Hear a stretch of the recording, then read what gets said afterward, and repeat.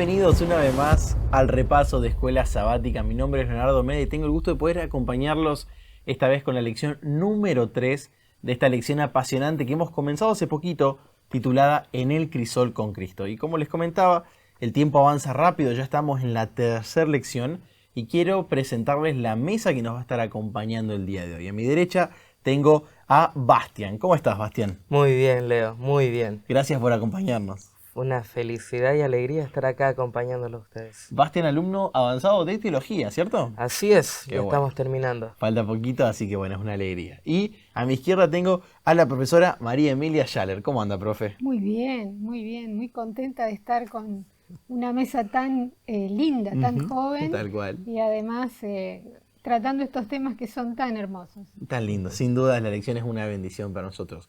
Y no podemos empezar de otra manera si no es pidiéndole a Dios que nos acompañe. Así que, Bastián, te voy a pedir que nos guíes en oración para que Dios pueda estar presente en este repaso. Vamos a orar. Querido amante Padre que estás en el cielo, te agradecemos por la oportunidad que nos das de aprender más de tu palabra, de escudriñar en tu palabra. Queremos pedirte que bendiga este repaso, Señor, que tú seas el director en este momento, Señor, y que guíe nuestras palabras. Tu nombre oramos, Jesús. Amén. Amén, amén. Gracias, Bastián. Muy bien. Ahora sí, quiero que me acompañen. Vamos a leer el versículo clave esta semana, que se encuentra en 1 de Pedro 1:6. Dice lo siguiente: esto es para ustedes motivo de gran alegría, a pesar de que hasta ahora han tenido que sufrir diversas pruebas por un tiempo. Y la lección de esta semana tiene un título muy interesante, ¿no? Porque veníamos con el crisol de esto, el crisol de aquello, y cambia rotundamente y dice la jaula del pájaro. ¿Alguno de ustedes tuvo pájaro en su casa? Sí. ¿Sí? Cuando pequeño. Muy bien, muy bien. Sí, cuando éramos niños en mi casa, sí. Qué interesante tener de mascota un pájaro, algo bastante común, ¿no? Yo no tuve la experiencia, pero sí tenía un amigo que le gustaba mucho tenerlos. Así que los veía ahí en su jaula, cantando. Claro. Y la experiencia es muy interesante, ¿no? Pero bueno, vamos a ver de qué se trata un poco la lección con este título.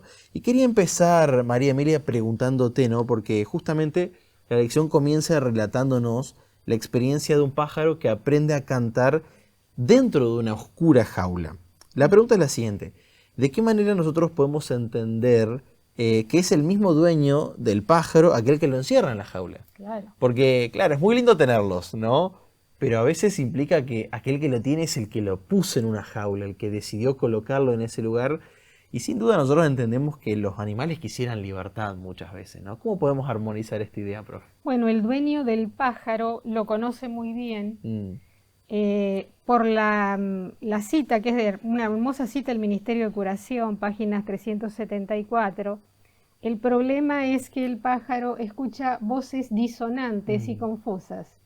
Y su dueño, que en este caso es su creador, y es una figura que se aplica a nosotros, está queriendo enseñarle un canto. Y el pájaro, como escucha voces tan disonantes y tantos cantos, no va a poder aprender el canto de su dueño. Entonces su dueño, y es él el que lo hace, lo aparta. Claro. Yo me hice la figura mental, lo saca de toda esa confusión y tapa la jaula y le canta para que el pájaro aprenda el canto de su dueño. Y cuando el pájaro ha aprendido ese canto, que es el canto verdadero, Claro. y entonces ahí puede estar preparado para salir de esa oscuridad. Claro. Entonces es necesario muchas veces ese acto. Es necesario. Me gustaría aparté un par de citas que tienen que ver con esto y se relacionan con esto. Una de esas citas es de My Life Today, de Elena de White, y tiene que ver con el tema que estamos viendo. Las pruebas son esenciales para que podamos acercarnos a nuestro Padre Celestial en sumisión a su voluntad. Ahí está el canto que Él nos quiere enseñar, sumisión a su voluntad. Para que podamos ofrecer al Señor una ofrenda en justicia. El Señor trae a sus hijos sobre el mismo terreno una y otra vez, aumentando la presión hasta que la humildad perfecta llena la mente y el carácter es transformado. Entonces, aumentando la presión hasta que la humildad perfecta llena la mente. Ese es el objetivo de la jaula del pájaro. Y hay una cita que a mí me gusta mucho porque me ayuda mucho y me está ayudando mucho, de Patriarcas y Profetas. Ya que estamos hablando del crisol. Dios probó siempre a su pueblo en el crisol de la aflicción. Tal cual. Así que estamos estudiando algo que es bíblico y que es una realidad por la que todos debemos pasar. Es en el fuego del crisol donde la escoria se separa del oro puro del carácter cristiano.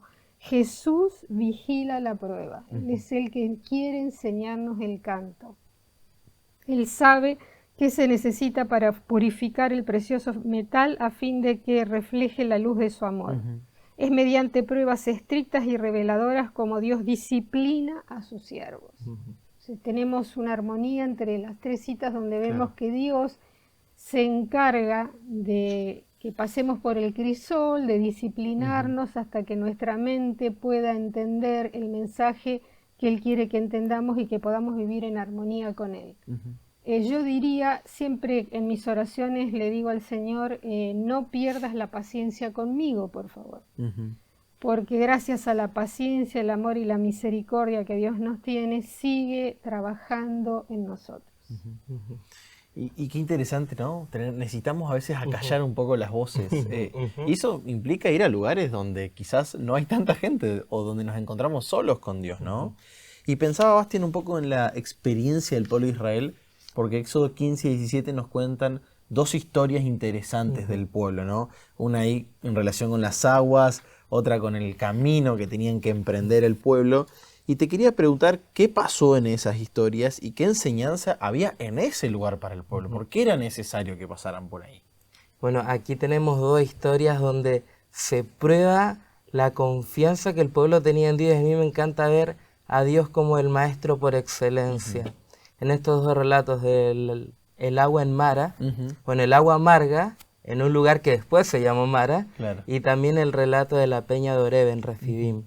A mí me gusta ver que aquí Dios quiere enseñarle a su pueblo, como este maestro por excelencia, dos lecciones. La primera es que en la vida de un cristiano, de un seguidor de Dios, no siempre va a ser color de rosas, como nosotros utilizamos esta expresión, o como lo diría el salmista, no siempre habrán verdes prados o lugares de agua. A mí me gusta ver cómo Dios quiere enseñarle esto a su pueblo, que no siempre van a tener estos lugares para descansar y que su fe tenía que ser probada. Y en relación a esto, el pueblo tenía que aprender también de que el Dios que ellos sabían que gobernaba todo, el Dios en el cual ellos ya creían, era un Dios de amor. Y a mí me gusta mucho enlazarlo aquí con el ejemplo del pájaro, ¿no? Yo aquí me anoté una idea que me gustó. No basta con saber que Dios es el dueño de la jaula, sino que yo también tengo que entender que Él es un dueño amoroso y cariñoso conmigo y que no quiere que me pase nada mal. El pueblo de Israel sabía que tenía un Dios que lo dirigía, que estaba por sobre todo, pero tenía que aprender que este Dios era un Dios amante. Y estas historias probaron la fe del pueblo de Israel, probaron el aguante de su fe. Claro, pero un dueño amoroso, eso destaco, ¿no? Si nosotros fuéramos pequeños pájaros en jaulas oscuras, tenemos que confiar en que el amor del dueño o aquel que nos creó es más grande que las circunstancias que estamos atravesando, ¿no? Y hablando del desierto, María Emilia, Jesús también pasó por el desierto, ¿no? ¿Recuerdan ese episodio donde Jesús es trasladado allí por el Espíritu Santo? Hay una gran pregunta que creo que todos nos hemos hecho al estudiar la lección, es ¿cómo podemos entender que fue el mismo Espíritu Santo de Dios el que lo llevó al desierto para ser tentado? Es una escena muy importante porque es el inicio de toda una obra que el Señor va a hacer. Recordemos que en la escena anterior, tanto en Mateo 4, esto se encuentra en Lucas 4 y Mateo 4, previamente Jesús había sido bautizado en el Jordán. Entonces, Lucas 4, el texto, en la lección se analiza, se aborda Lucas 4 del 1 al 13 y tiene el paralelo en Mateo capítulo 4. Dice claramente que Jesús, lleno del Espíritu Santo, regresó del Jordán y él era llevado por el Espíritu al desierto. Y Lucas 4.1 y 4.2, 40 días al desierto, 40 días siendo tentado por el diablo. Allí se utiliza un término griego que es plerés, es un adjetivo que tiene un sentido figurado en las personas, que dice lleno de o completamente dotado del Espíritu Santo. Y si vamos a traducir, entonces Jesús estaba lleno, dotado del Espíritu Santo, y era llevado por el Espíritu al desierto, o sea, no cabe duda que fue el Espíritu Santo quien lo llevó. No cabe duda.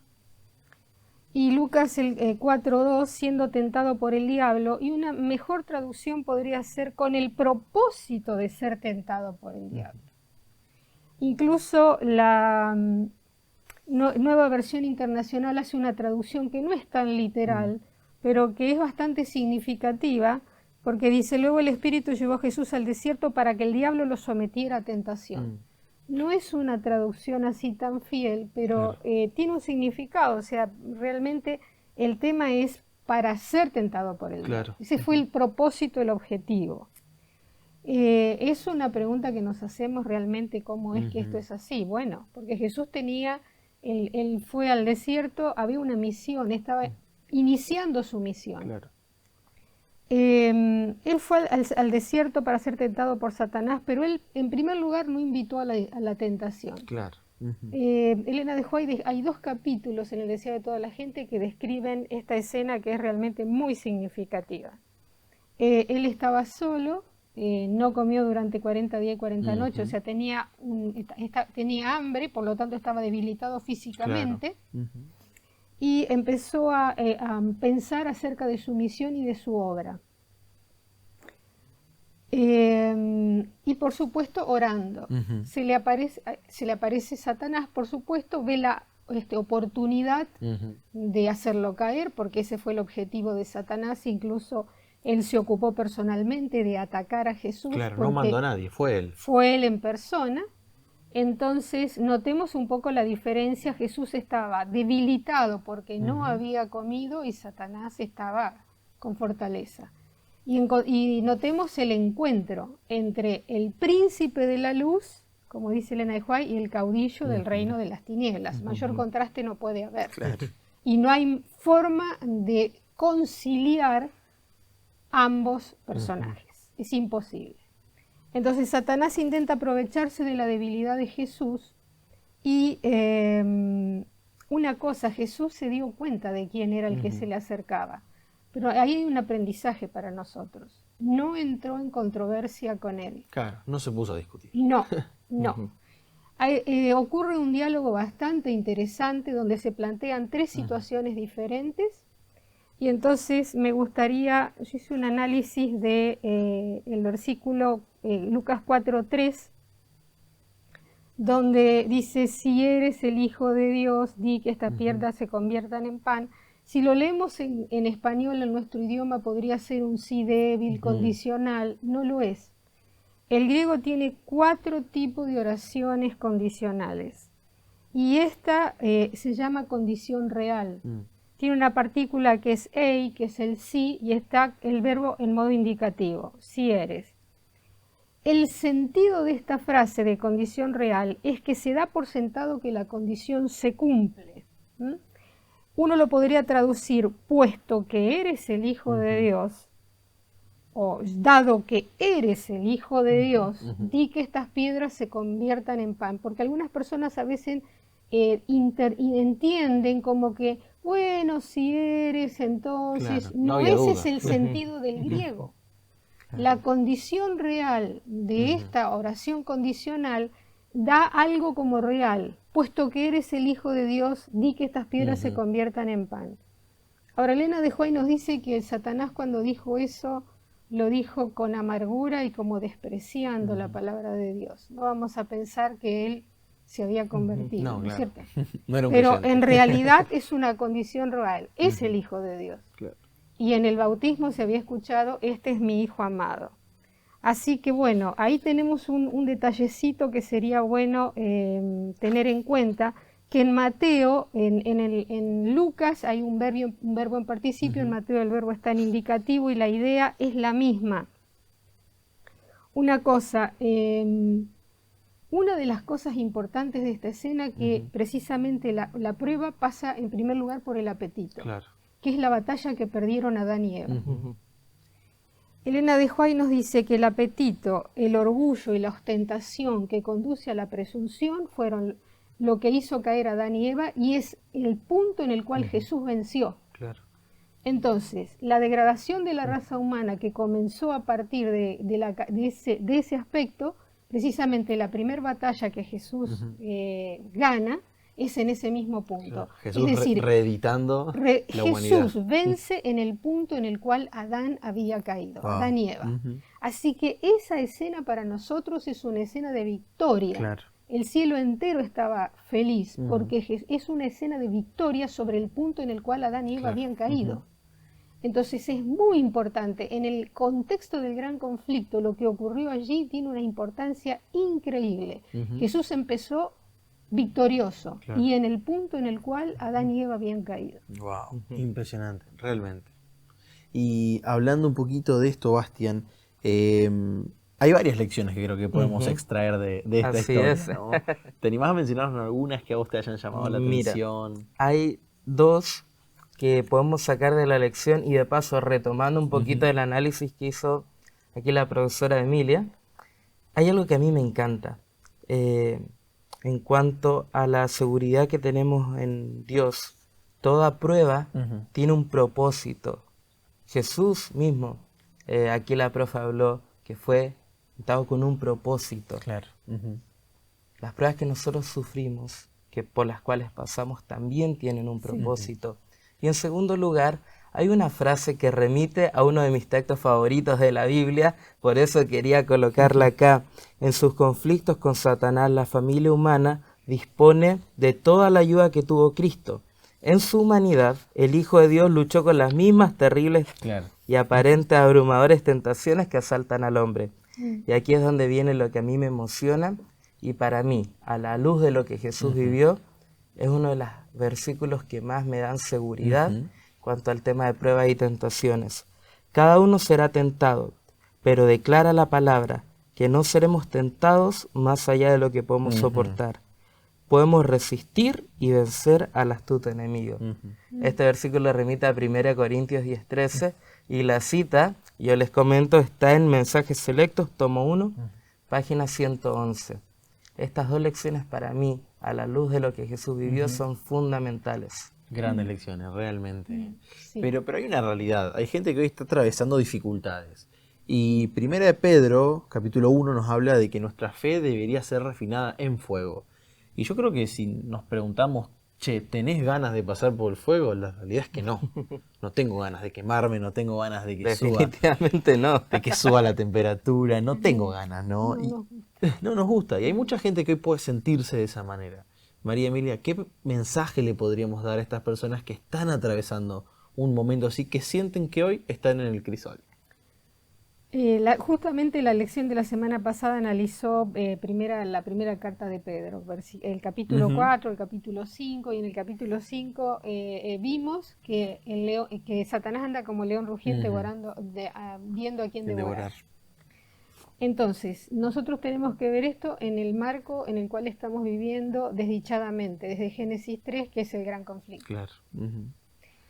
Realmente el sufrimiento y las pruebas forman parte de nuestra vida diaria. Por supuesto que no nos gusta, porque si nos gustaría sufrir, es decir, si sintiéramos placer por el sufrimiento, estaríamos con algún problema psicológico. Claro. O sea, una cosa es aceptar el sufrimiento y el crisol como disciplina de Dios, y ese crisol puede hacernos llorar, ponernos tristes, eso es lo normal, pero lo aceptamos porque nuestro Dios sabe por qué tenemos que pasar por eso. Eso es una cosa. Ahora, sentir placer por el sufrimiento ya habla de que estamos con un problema psicológico serio, porque es ajeno a nuestra naturaleza. Nosotros queremos ser felices, Dios nos hizo con la vocación de vida, de ser felices.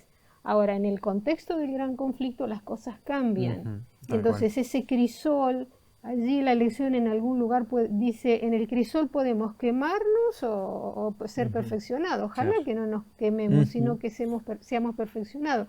Es un proceso de crecimiento. El Señor nos va acompañando y durante esa etapa Él nos va guiando hacia algo que es clave, nuestros defectos de carácter que deben ser purificados.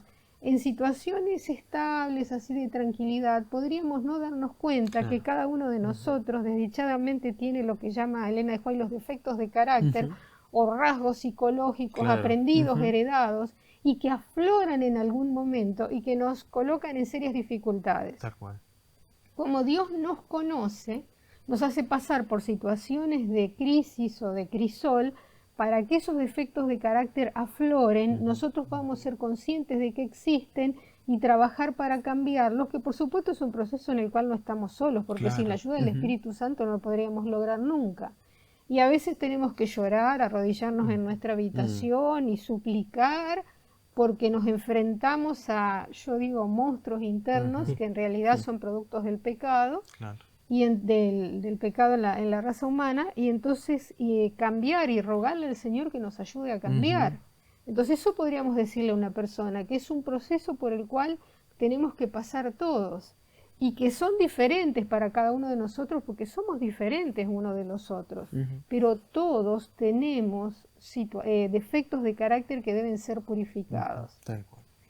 También está la acechanza del Satanás, ¿no es cierto?, que nos hace la vida imposible, pero aún en el medio de esa situación el Señor capitaliza la situación, y si nosotros no nos soltamos de Él y creemos en Él, Él puede transformar eso malo que estamos pasando en algo bueno. En algo bueno. Romanos 8:28. ¿no? Exacto. Gran versículo. Jesús venció por la fe, por la obra del Espíritu Santo y por la Biblia, por la palabra. Claro. Porque él, si bien Satanás repetía la Escritura, por allí hasta en esa escena de Mateo 4, parcialmente la cita, bueno, pero Jesús sí creía en las Escrituras, y hay una cita de Elena de White que dice Jesús creía y obedecía a las Escrituras. Entonces esa es la salvaguarda que tenemos, porque como nuestra conciencia está perturbada por el pecado, no tenemos mucha vislumbre de la realidad, pero entonces es el Espíritu Santo quien nos puede guiar para que podamos ver eso que hay que cambiar. Amén. Y me quedo con dos cosas que mencionó María Emilia. Primero, que Jesús empezó con una victoria. Y eso tiene que ser una premonición para nosotros. Sí. Él empezó con una victoria, nosotros Así podemos es. también tener victorias a pesar de los crisoles. Y segundo, María Emilia mencionó que hay gente que en el crisol, uno, parece que se quema y otros que se purifican. Si hay gente de Bastián que hoy sintió que ya está quemada por las circunstancias, que siente que no logró ser purificada y de alguna manera se dio por vencida, ¿cómo podemos ayudarlos nosotros? Yo creo que una de las mejores cosas que podemos seguir predicando todavía y compartiendo, ayudándonos los unos a los otros y sosteniéndonos en la fe, es justo esta idea del propósito. Dios justamente permite una prueba con un propósito, y Dios es el primero en confiar en ti, Claro. sabiendo que vos vas a poder superarlo cuando Él permite una prueba en tu vida. Qué mejor sentimiento que saber que Dios confía en mí y Él sabe que yo voy a tener la suficiente fuerza para superarlo.